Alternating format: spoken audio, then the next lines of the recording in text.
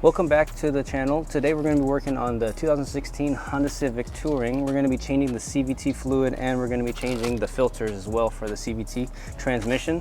Usually you want to do this every other oil change for your transmission. That way you can make sure that you're getting fresh fluid every time. So I'm going to leave a link in the description for everything you'll need. First thing you'll need is the radial filter, which looks like this. You're going to need 3 O-rings. These O-rings are going to be for the filter up top. You're going to need the actual filter for the bottom, which goes inside the CVT oil pan. And then since we're opening the oil pan, might as well change out the CVT oil pan gasket as well. You're also going to need 5 quarts of HCF2 CVT transmission fluid. So we have 5 over here. And then if you're just doing a regular CVT fluid transmission change, I'll have a video linked in the description so that you can do that as well on your own. So let's start with the air box. You got to remove this in order to change the CVT fluid. I've already unplugged the MAF sensor, which is right here. Now we need a 5.5mm socket, and we can undo the clamp so that we can get this air box out.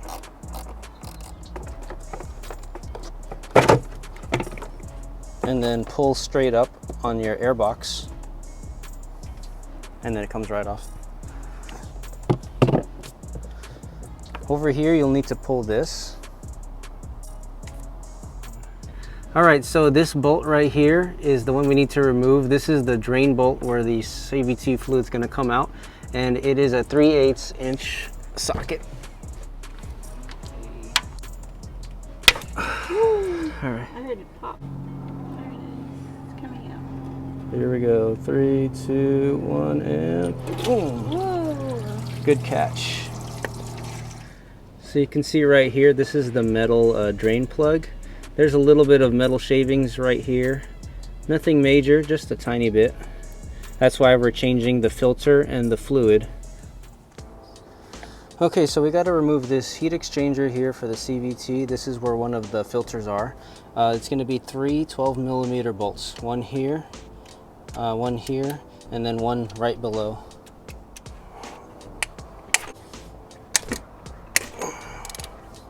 So this bolt has a bunch of Loctite on it, so it might take a little while to take it out. So we have it undone here.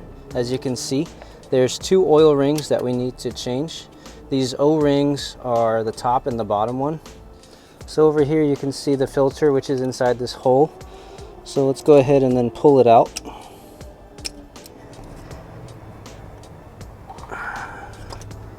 The original piece right here. Let's go ahead and put the first O-ring on, which is this one right here. So just like that. Got some old oil. Gonna lube it up, the O-ring. So we're gonna go into that hole again and then push it in until it seats all the way in.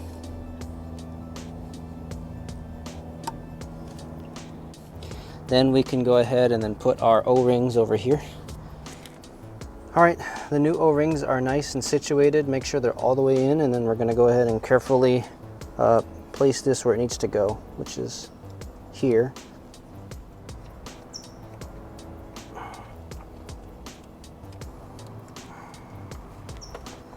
So the torque specs here, I don't know the exact torque specs. What I'm just gonna do is hand tight and then a quarter turn, because the O-ring is the one that's sealing it, not so much you torquing on it like crazy.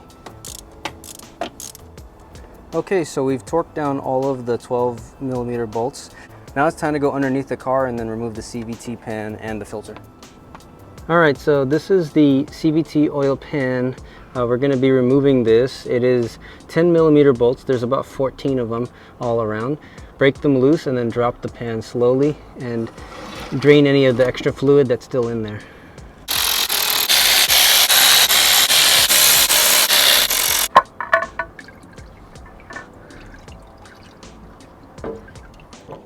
Okay, let's take a look at the CVT oil pan, 90,000 miles.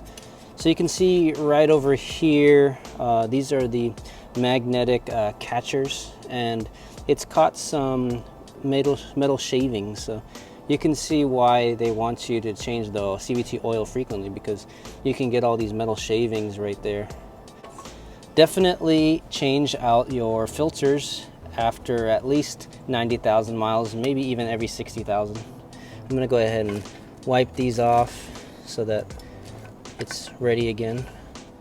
Okay, you want to clean the mating surfaces of the edge here where the gasket will seat. Here's the new gasket.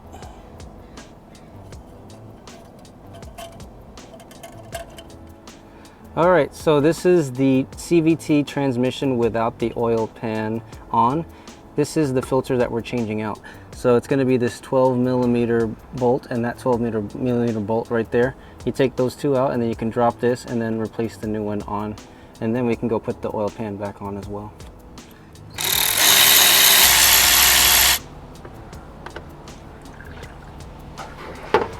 So this side, there's a little bit of shiny metal shavings when you put a light on it. Again, nothing major, but this filter is doing its job, and it's probably time for a new filter so that it doesn't get clogged up with all that metal. Here's the new one. We're gonna put this one on now.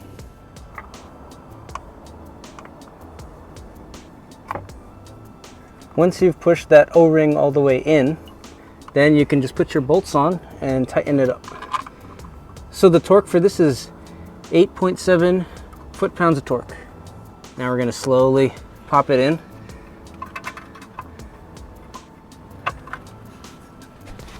Check to make sure that all sides of the gasket are in place, and then go ahead and start putting your screws on. There's 3 long screws, and you'll know where the long screws go because there's arrows pointing to them. The rest of the short screws just go where the arrows are not. All right, so now I've got all of the oil pan bolts on hand tight and evenly spread out. Now we're just gonna torque them to 8.7 foot-pounds of torque. And you wanna start kind of in the middle and then work your way outward so that you're torquing the gasket down evenly. Okay, so we need to put our drain bolt back on. So we're gonna tighten that in and then torque that down nice and tight so that we can fill up the transmission. Okay, so this one's tight. Now we want to undo this one over here. So this bolt is a 12 millimeter. This is your check bolt. So we need to make sure we undo that. And then once you've got this out, we can go ahead and then fill the transmission up while it's off. When you fill it up, you're going to fill until you get the fluid dripping out from here. So now the car is nice and level, even on both sides, front and rear. Let's go ahead and start filling the fluid.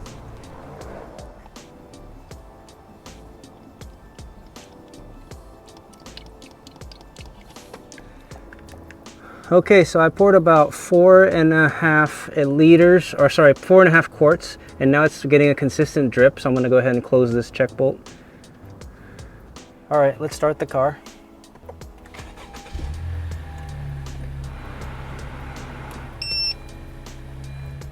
So what you want to do is shift through all the gears available on your transmission and stay about 5 seconds in each gear, down and then back up. Here we go.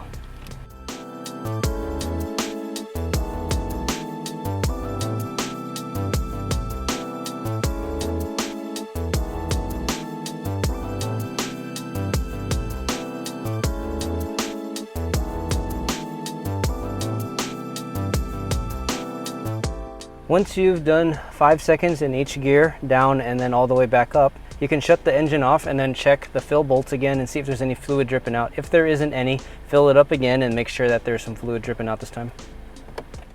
Okay, so I just undid the check bolt and there's no fluid coming out as expected. We're gonna go ahead and keep filling more and see if there's any fluid coming out. Once it's coming out, we'll stop filling and then we'll close the check bolt. Okay. So I added more and now we have a consistent drip coming out of there. I'm going to go ahead and put the 12 millimeter check bolt back on and we are filled up. So let me go torque this down and then we'll put the air box back on upstairs and then finish up here. So in the end, we used up about 5.5 bottles of CVT fluid. If you're just changing the fluid, you can probably get away with 5 liters or 5 quarts of fluid, but if you're going to do the filters as well, you'll need to add another quart, so 6 quarts total, just to be sure and just to be safe. So that's how you change the fluid and the filter for your CVT transmission on your 10th generation Honda Civic. If you have any questions, please leave them down in the comments below, and if you have any tips or anything you want to add or share, please also comment down below as well. Thank you so much for watching, and if you like this kind of content, please like, comment, and subscribe, and I'll see you guys in the next video. Have a good evening.